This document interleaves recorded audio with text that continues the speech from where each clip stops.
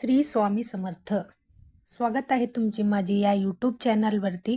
आजचा दिवस तुम्हाला खूप छान सुखाचा आनंदाचा जाऊ हीच मी स्वामींच्या चरणी प्रार्थने करते आणि आज या नवीन व्हिडिओला सुरुवात करते. येत्या यंदा 6 मार्च 2026 म्हणजे शुक्रवारी आहे संकष्टी चतुर्थी. संकष्टी चतुर्थी ही भगवान श्री गणेशाला समर्पित आहे. एक अत्यंत शुभ तिथी मानला जातं. असं मानलं जातं की या दिवशी भक्त बाप्पांच्या पूजा करतात, ज्यामुळे जीवनातलं दुःख कमी होतं आणि आनंदाने समृद्धी मिळतो. भक्त या दिवशी व्रत करतात. संकष्टी या शब्दाचा अर्थ दुःखाचा नाश करणारी असा होतो. म्हणूनच भक्त भगवान गणेशाला विशेष प्रार्थना करतात आणि त्यांच्या जीवनातला संकट दूर करण्याकरता प्रार्थना करतात. धार्मिक मान्यता देवी पार्वतींनी प्रथम आपली पुत्र गणेशाच्या दीर्घ आयुष्यासाठी आणि कल्याणासाठी संकष्टी चतुर्थी व्रत केले होते. तेव्हापासून हे व्रत बालसुखी, मानसिक शांती, यश आणि अडथळ दूर करण्यासाठी विशेषतः फलदायी मानलं जातं. या दिवशी भगवान गणपती पूजा केल्याने घरातला नकारात्मक ऊर्जा दूर होतं आणि कुटुंबात सुख शांती टिकून राहतं. तसेच गणपती बाप्पाच्या कृपेने आपल्या सर्व इच्छा मनोकामना पूर्ण होतात. संकष्टी हे व्रत सूर्योदयापासून ते सुरू होतं आणि चंद्रदर्शन झाल्यानंतरच पूर्ण होतं. म्हणून चतुर्थीच्या दिवशी चंद्र पाहणे खूप महत्त्वाचं मानलं जातं. चंद्र पाहिल्यानंतर हे व्रत संपतं असं पूर्ण. आणि संकष्टी चतुर्थीच्या या दिवशी चंद्रोदयाची जी वेळ आहे ती 9:12 असणार आहे. यावेळी चंद्राला आपण जल अर्पण करायचे आहे आणि त्यांची पूजा करून मग व्रत सोडायचे आहे. धार्मिक दृष्ट्या हा दिवस अतिशय महत्त्व आणि पवित्र असल्यामुळे या दिवशी काही प्रभावी उपायांनी सेवा देखील केल्या जातात. आणि म्हणूनच संकष्टी चतुर्थीच्या दिवशी तुम्ही व्रत नाही केलं तरी चालेल, पण सकाळीच घरात आणा या एक झाडाच्या फक्त एक पान.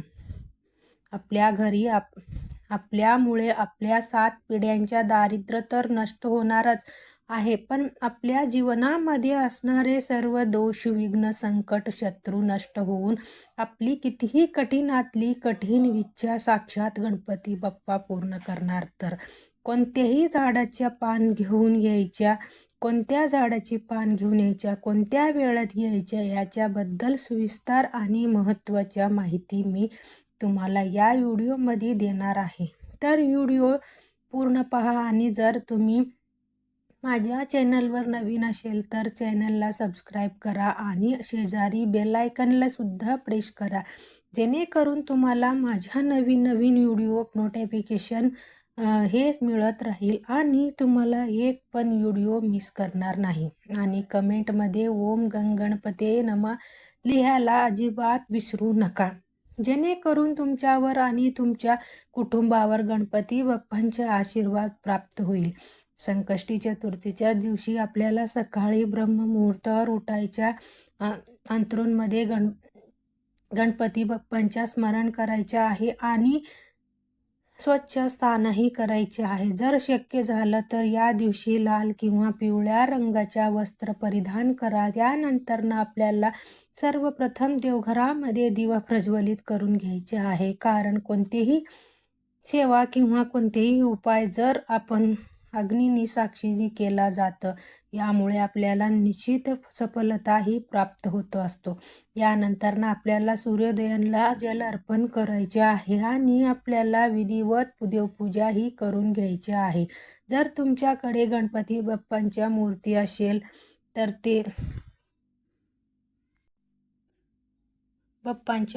असेल तर त्यांना तामांमध्ये घ्यायचे आहे आणि त्यांच्यावर आपल्याला जलाभिषेक किंवा पंचामृताने अभिषेक हा करायचे आहे. 11 पळी पाणी आपल्याला गणपती बाप्पांवर अर्पण करायच्या. प्रथम पळी पाणी अर्पण करताना आपल्याला ओम गणपते ह्या नमः मंत्राचा जप हा करायचा आहे. आणि त्यानंतरनं गणपती बाप्पांच्या मूर्तीला स्वच्छ पुसून पुन्हा त्यांची स्थानावर ठेवायच्या. गणपती बाप्पांना हळदी कुंकू अक्षदा धूप दीप अगरबत्ती दाखवून घ्यायचे आहे. त्यानंतरनं जे तीर्थ आपण तयार केले आहेत ते आवर्जून आपल्या मुलांना प्यायला द्यायचे आहे. असं हे गणपती बाप्पांना जलाभिषेक केल्याने तीर्थ आपल्या मुलांना प्यायला दिल्यामुळे त्यांच्या बुद्धीमध्ये बरेच प्रमाणामध्ये वाढही होत असतो.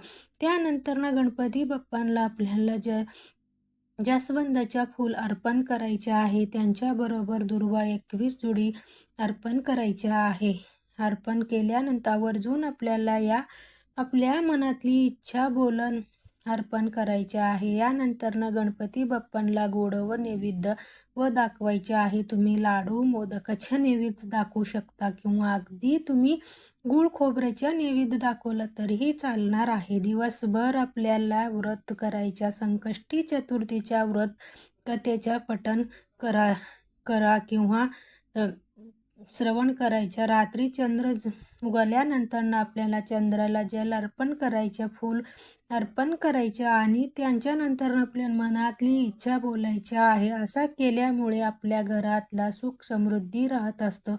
त्यानंतरनं आपल्याला व्रत हे सोडायचे आहे. जास्वंदीच्या लाल फुलं म्हटलं की आपल्या डोळ्यासमोर सर्वप्रथम येतात की म्हणजे आपल्या लाडके बाप्पांच्या करणारे गणपती बाप्पांच्या हे फूल अतिशय प्रिय आहे. जास्वंदीचे फूल पवित्रतेच्या आणि आध्यात्मिक शक्तीचे प्रतीक मानलं जातं. विशेषतः लाल जास्वंदी हे गणपती बाप्पांना शक्ती उत्सव आणि तेजस प्रतीक म्हणून ते पूजामध्ये महत्त्व मानलं जातं. वास्तुशास्त्रामध्ये ह्या फुलाला विशेष महत्त्व दिलं गेलं आहे.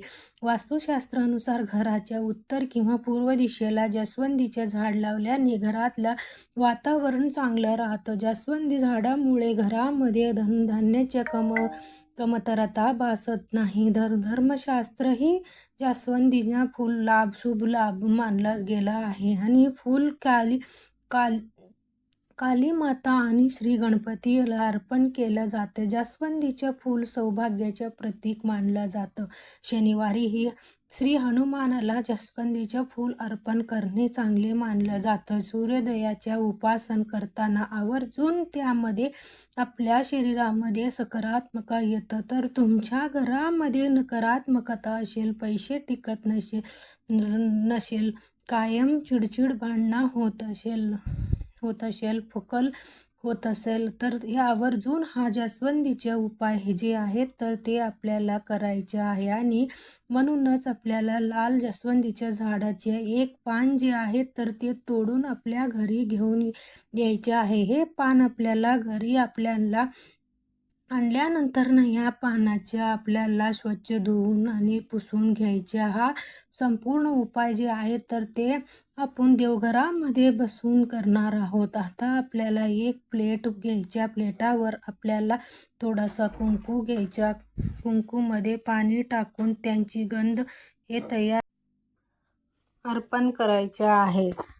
आपल्याला एक प्लेट घ्यायच्या. प्लेटावर आपल्याला थोडंसं कुंकू घालायचं. कुंकूमध्ये पाणी टाकून त्याच्या गंध हे तयार करून घ्यायच्या. आता जास्वंदीच्या झाडाच्या काडीने आपल्याला ह्या जास्वंदीच्या पानावर आपल्याला मनातली इच्छा अगदी थोडक्यात लिहायची आहे. असं तुम्हाला आता स्क्रीनवर दिसत असेल तर तुम्हाला नोकरी प्राप्तीच्या इच्छा असेल तर नोकरी प्राप्ती लिहा. धन प्राप्तीसाठी इच्छा असेल तर धन प्राप्ती लिहायची आहे. विवाहाच्या इच्छा असेल तर विवाह लिहा किंवा इतर तुमची कोणतीही इच्छा असेल जी काही केल्याने पूर्ण होत नसेल तर ती इच्छा आपल्याला मनोभावी त्या जास्वंदीच्या पानावर लिहायची आहे.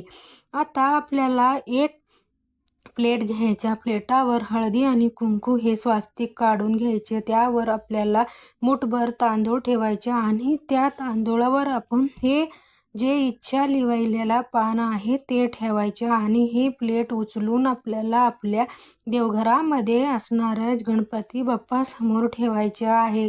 त्यांच्याबरोबर आपल्याला 21 दुर्वाच्या जोडी घ्यायच्या. आपल्या मनातली इच्छा जे आपण ज्या पानावर लिहिलेली आहे ती पुन्हा एखादी बोलायच्या आहे आणि ही जोडी जी आहे ती गणपती बाप्पांच्या मस्तकावर लावायच्या आणि त्यांच्या हातावर अर्पण करायचे आहे. आता आपल्याला देवघरामध्ये आसन घेऊन बसायचे आणि काही सेवाही करायत.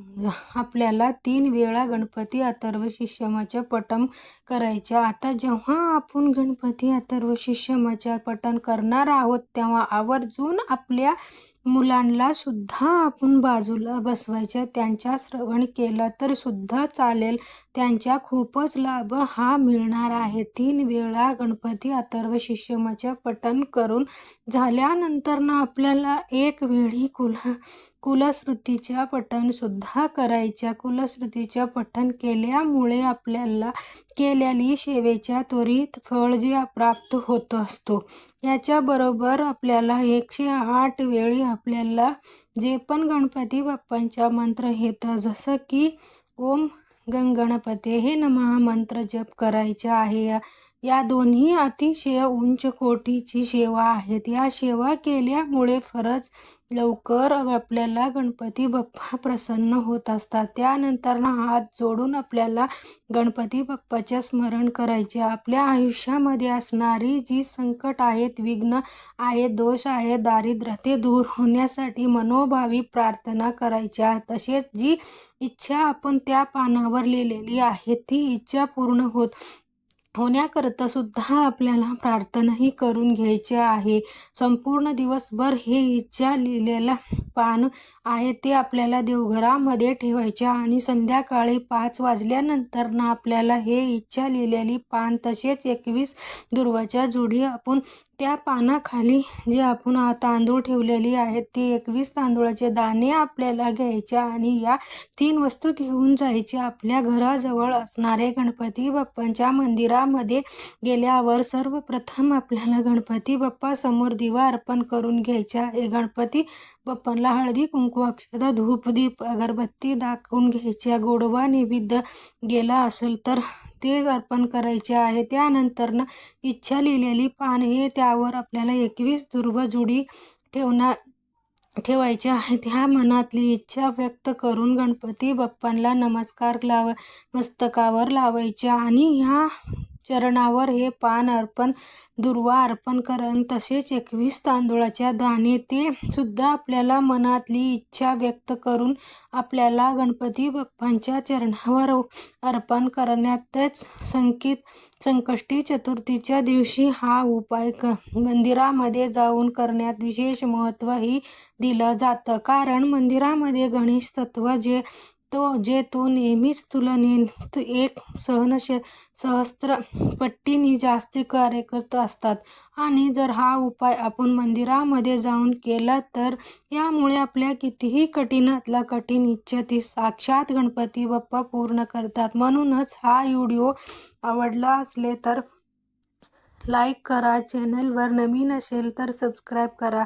तर असेच नवीन व्हिडिओ तुमच्यासोबत शेअर करून जेणेकरून प्रत्येकाच्या आयुष्यात कल्याण हो हीच मी मनामध्ये इच्छा गणपती बाप्पांच्या जवळ प्रार्थने मागत आहे. तोपर्यंत भेटूया नेक्स्ट एक व्हिडिओमध्ये. सर्वांना श्री स्वामी समर्थ.